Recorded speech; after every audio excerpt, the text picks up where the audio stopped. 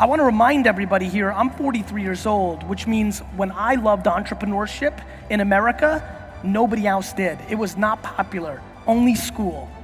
So I loved this thing before it was this thing.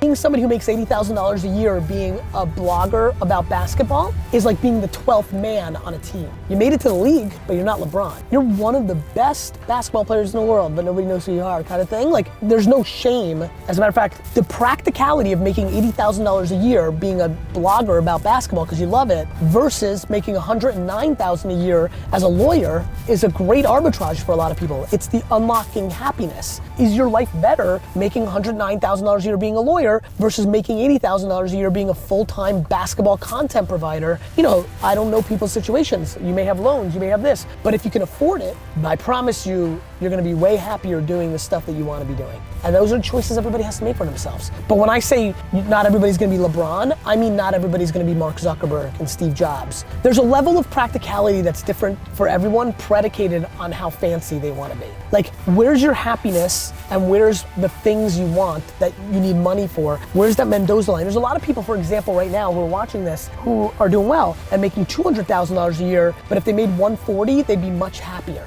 Got it?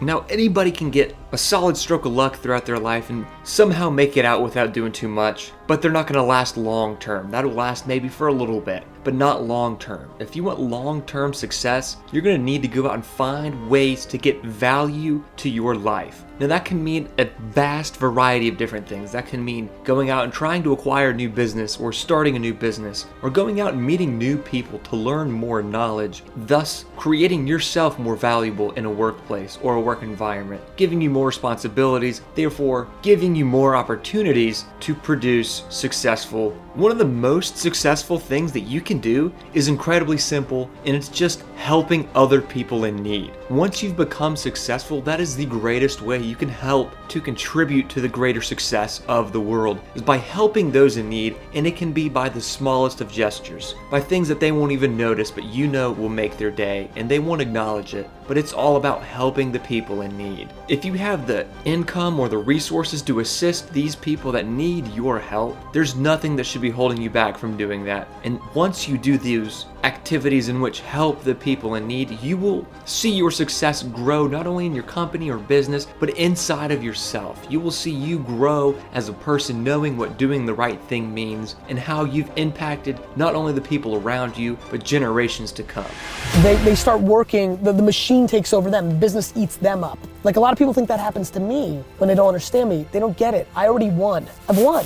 I'm getting to play the game that I want to play. Like, it's not like I don't need to make more. It's not like I need to make more. I need to make more because it means that I'm succeeding in the game that I'm playing. I've already won. D-Rock, this game's vigged. I already won. I figured myself out. I know what makes me happy. Nothing in the world makes me happier. And by the way, this is for everybody. Everybody is the happiest when they get to do what they want to be doing. When you get to do what you want to do, you've won. That is the seductive nature of entrepreneurship, because you have control. There's no boss. But the company can become your boss. The overextending yourself and paying for your lifestyle can become your boss. Not paying attention to what makes you happy anymore can become your boss. And that's why I try to stay grounded in that stuff. Like, when people don't know me and a video goes viral, and they're like, oh, this guy's just gonna be miserable and because he just wants to make money. You don't know me. You don't know me. Like, there's plenty of people that are miserable that are home all day. Like, misery doesn't come in the way you want to judge it. Misery comes in the way that it is for that actual person. And for me, the time I get to spend with my family, and then the fact that I get to spend a lot of time playing the game that I want to play, is ultimate happiness. I would suffocate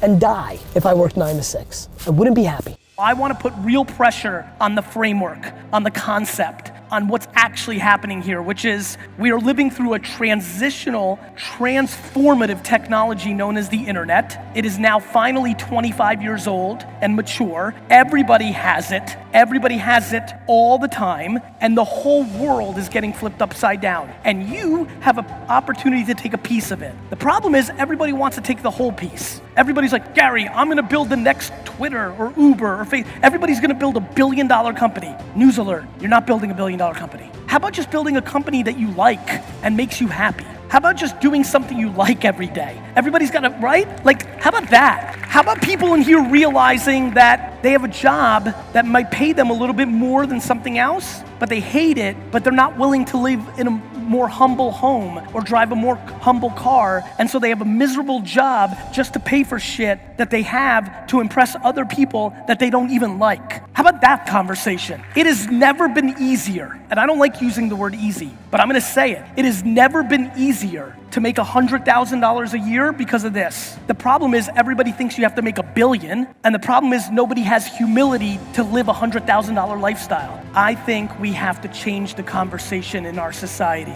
Not in Southeast Asia, not in Malaysia, not in America. 7 billion people need to change the conversation of what success looks like. It is not to make $1 billion, it is to actually wake up in the morning and be in a good mood. And whether that is me, who loves the game of entrepreneurship so much that he goes so hard every day because he just loves what he does, or if it's somebody who only wants to work 25 hours a week because all their other passions are so interesting to them and that's what is good for them, we have to allow for everything. We have to allow for everything because everything is true and everything is real. And you need to figure out, my biggest fear of my popularity is that you think you have to do it like me. The only hope I have when you look at me is that you try to figure out your version of you that makes you as happy as my version of me makes me.